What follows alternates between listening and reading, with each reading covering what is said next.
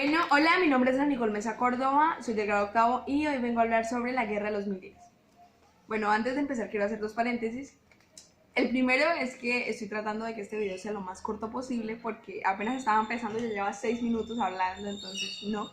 Y el segundo es que estaba muy confundida con este tema porque estaba tomando como punto de partida la Confederación Granadina. Y pues pensé que esa guerra se desarrollaba en ese periodo específicamente y no en ningún otro, entonces ahí me di cuenta que estaba mal porque las fechas no cuadraban y yo, bien terca, yo como que no, esas son las fechas, pero no. Entonces después de que me di cuenta que no sucedía, entonces ya entendí, ya guau, ahora sí. Porque como el gobierno que estaba predominando era el conservador y yo decía, pero si era la Confederación Granadina eran federalistas.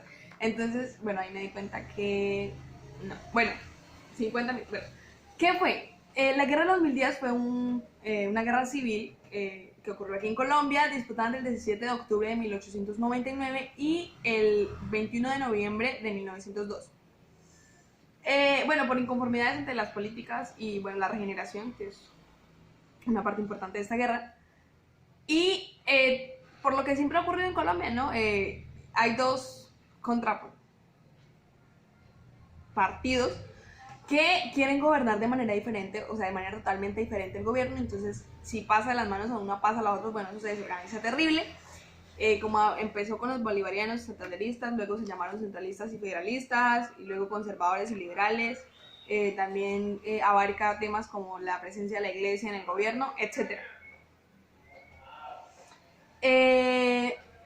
Bueno, las causas. Bueno, antes de la guerra de los 1000 días, Colombia, con nombres diferentes, ya había sufrido varias guerras civiles durante todo el siglo XIX. Las primeras, desde casi su inicio como Estado independiente, enfrentaron a bolivarianos y santanderistas. Más adelante, liberales y conservadores, que luchaban por obtener el poder, ¿no? Estos conflictos, además de la búsqueda del poder político, se enfrentaban a visiones opuestas, o sea, no eran ni moderadamente parecidos, no, eran totalmente opuestas y radicales. Y bueno, uno de los enfrentamientos en 1859 comenzó con la declaración de independencia de Cauca. Bueno, seguida de la guerra de contra entonces se llamaba la Confederación Granadina, 2 años después, Tomás Cipriano de Mosquera, líder del Cauca, entra a Bogotá victorioso y se declara presidente. Una de las primeras medidas que tomó Cipriano fue cambiar el nombre del país. Ya no se llamaba Confederación Granadina, sino Estados Unidos de Colombia. Y a pesar de que su aparente victoria, el conflicto se desarrolló hasta 1863. Bueno, este año, tras el final de la guerra, los liberales radicales pues promulgan la Constitución de Río Negro, que lleva ese nombre por el lugar de Antioquia, Río Negro. Y en este momento pues comienza el periodo llamado el Olimpo Radical. Bueno, el Olimpo Radical duró hasta 1886. Durante esos años gobernaban liberales radicales y trataban de transformar el país porque veníamos de... Bueno, estaban tratando de que nos olvidáramos del gobierno que ya traíamos con los españoles, ¿no? La forma de gobierno. Y bueno, en fin. Bueno, aquí lo que ocurre es que cuando muere Manuel Murillo Toro, que fue uno de los políticos más influyentes, si no es el más influyente, del Olimpo Radical, bueno, lo que pasa es que pues, esto es uno de los factores por el que finaliza el Olimpo Radical. Bueno, a esto hay que unir que Núñez, con ideas muy diferentes, se convierte en sustituto. Básicamente Núñez se hacía pasar por liberal, pero era un radical, un conservador. Y bueno, eso empieza con conflictos porque empezó a chocar en Santander con los líderes liberales, porque pues pensamos que usted es un liberal y me viene a decir que es centralista y me quiere cambiar el gobierno. No, esto no puede pasar. Y bueno, hasta el punto, o sea, había tanta tensión hasta el punto que pues desembocó una guerra civil, la que siempre conocemos, centralismo contra federalismo. Bueno, los conservadores obviamente apoyan a Núñez porque le convenía, y este acabó fundando un nuevo partido político que le llama el Partido Nacionalista, que es básicamente el mismo conservador, pero le cambiamos el nombre.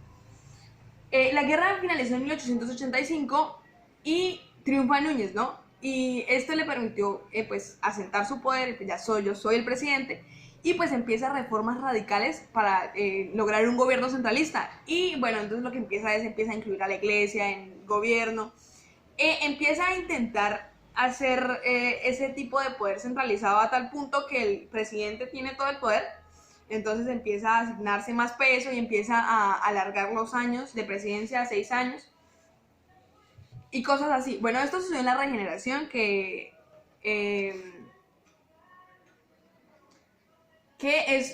es básicamente lo contrario al Olimpo Radical. La regeneración fue lo mismo, fue otro periodo que los colombianos no apoyamos, pero que se impuso, ¿no?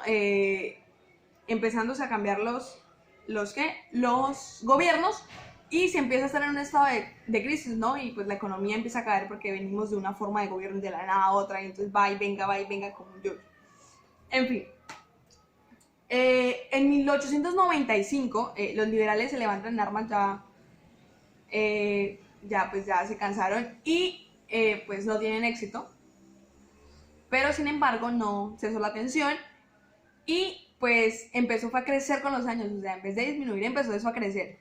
Y bueno, así los empresarios y los comerciantes que simpatizaban con la oposición pues veían cómo sus negocios eran obstaculizados, ya que pues el centralismo lo que propone es que el gobierno controle todo, ¿no? Más o menos.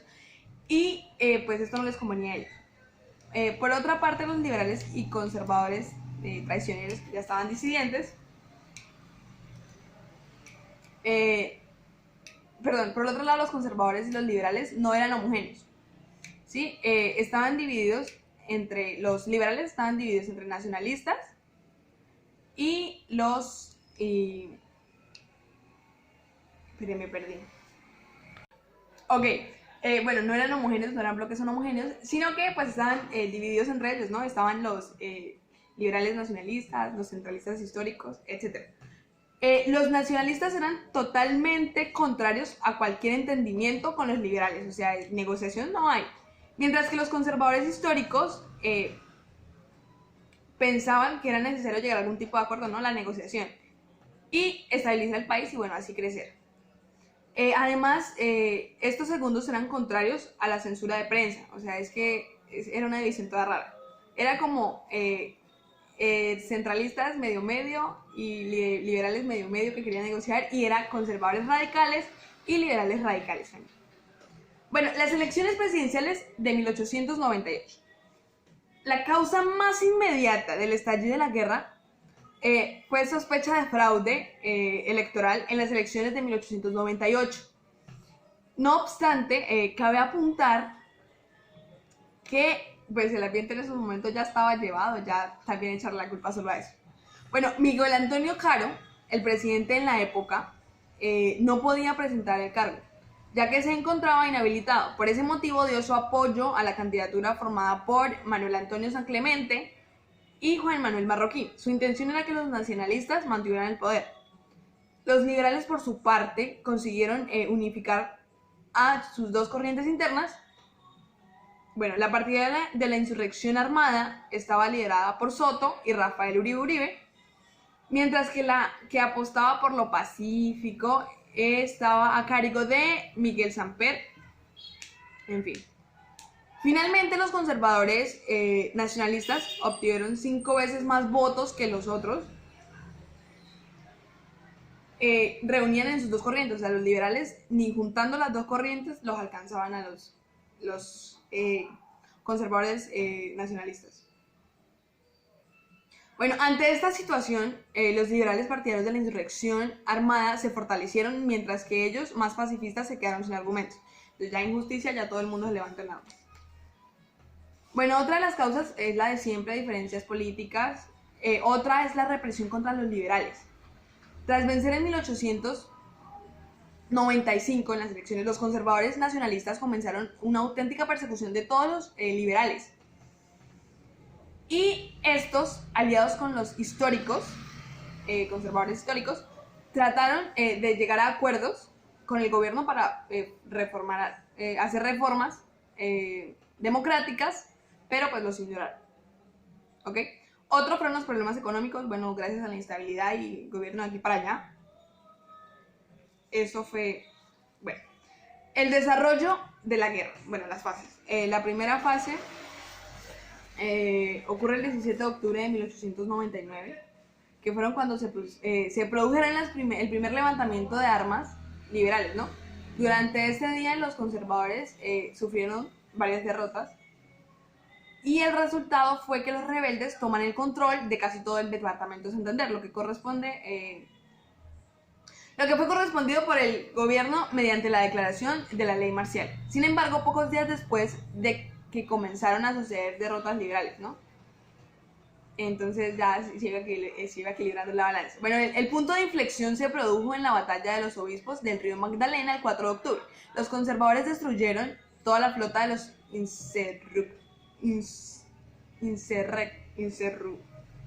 los liberales.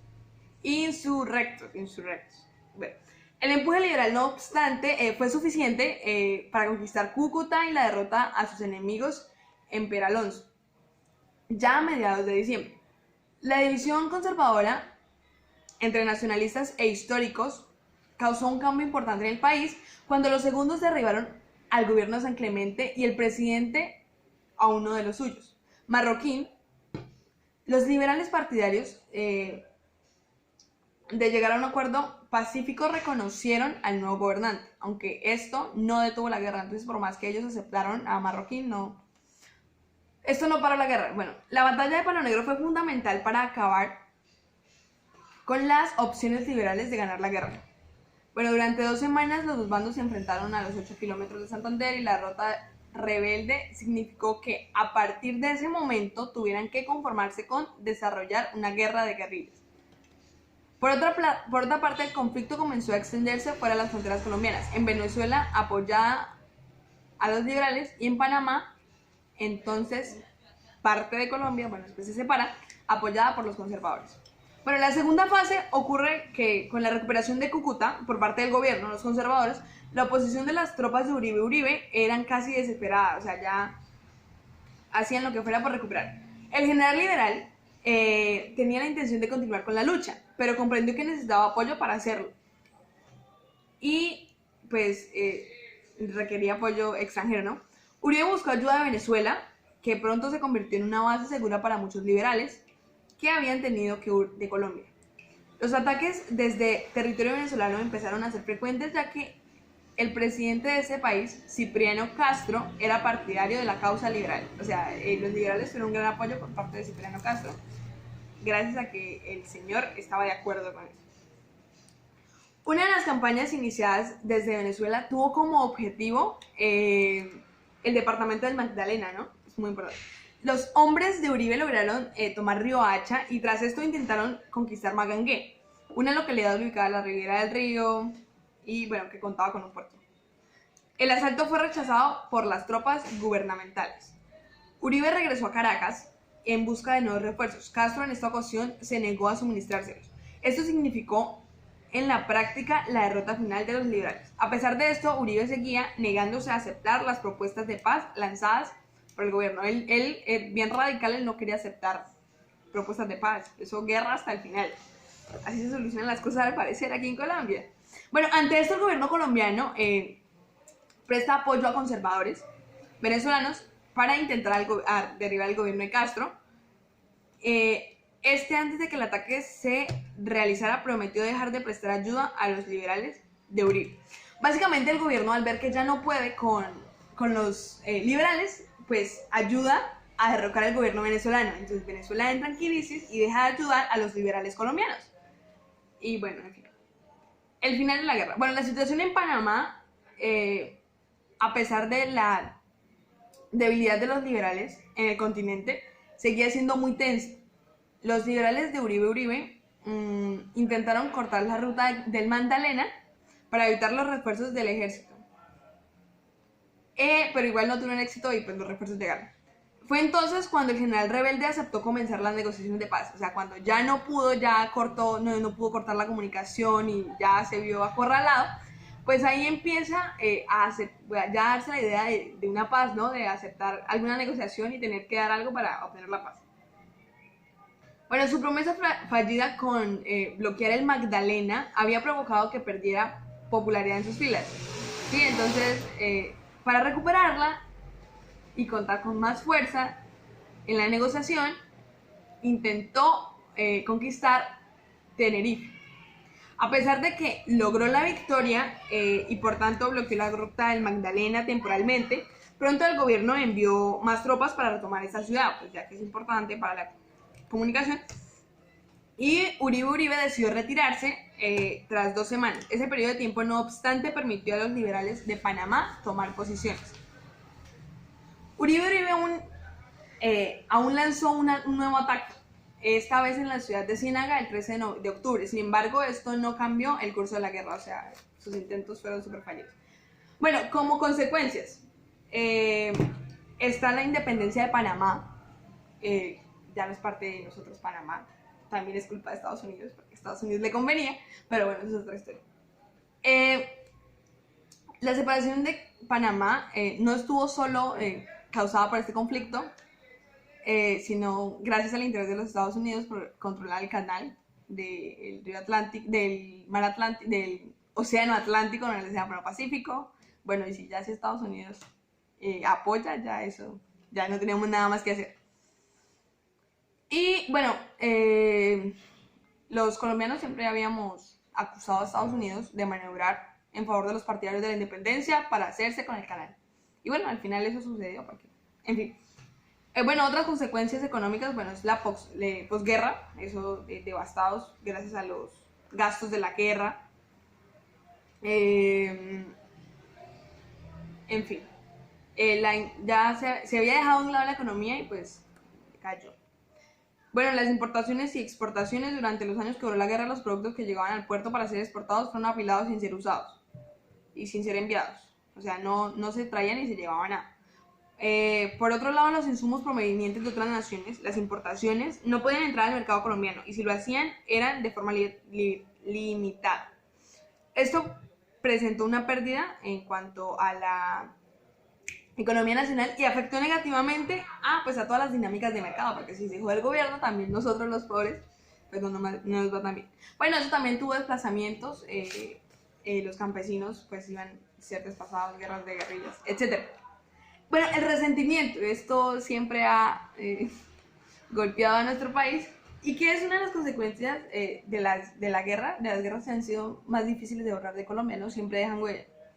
Bueno, ahí desaparece el Partido Nacional y bueno, el Partido Nacional abarcaba tanto liberales como a conservadores, ¿no? Liberales disidentes que querían negociar y conservadores. Bueno, no estaban a favor, como tenía algunos liberales, no estaban a favor del liberalismo radical ni el conservador radical, así que bueno, cayó el Partido Nacional.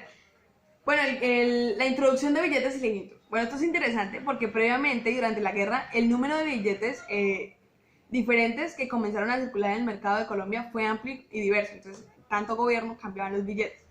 Y en cada uno de esos billetes comenzó a fluir, o sea, se empezaron a incluir la figura de los personajes políticos representativos del momento. Entonces, en este momento estaba gobernando el conservador, pues los billetes llevaban una cara de un político conservador, que pues, en ese momento era importante, y si era liberal, bueno, entonces ahí se había una movida de muchos billetes muy diferentes. Y esto favorece pues a la falsificación de la moneda y pues debilita la economía más, o sea, si ya no estábamos bien, ahora estábamos peor. Bueno, ok, bueno, en fin, las consecuencias de la guerra de los 1000 días fueron devastadoras, porque, o sea, dejan el país en ceniza y pues también hubieron muchas pérdidas humanas, ¿no? Entre 80.000 y 100.000 muertos, eso ya es demasiado. Y entonces, bueno, eso fue terrible. Y bueno, como la paz,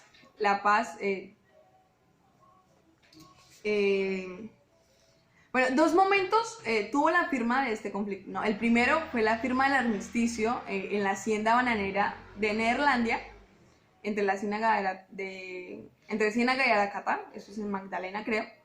Y bueno, posteriormente su ratificación en el interior del buque militar de los Estados Unidos, Wisconsin, ¿no? El Tratado de Wisconsin, el cual se encontraba resguardado los intereses de este país en el estado de Panamá. Ahora, no solo fue un buque, sino también la militarización de todo el ferrocarril de Panamá, lo que constituyó en uno de los apoyos fundamentales del movimiento de independencia panameño para separarse de Colombia en 1903. Y bueno, este tema estaba largo, lo lamento por si se lo ve hasta aquí, estaba larguísimo, yo de usted lo hubiera adelantado ahí. Y ya esto fue la guerra de los 1010, típica guerra en Colombia, aunque fueron las guerras más de las guerras civiles, o sea, que ya fueron culpa de nosotros y no fue una guerra mundial, fueron las guerras que más golpeó a Colombia, ¿no? Por no aceptar gobiernos, típico, ¿no? No acepto y vámonos a la guerra, la mejor solución es esa. Y ya eso fue todo, la guerra de los 1000 días.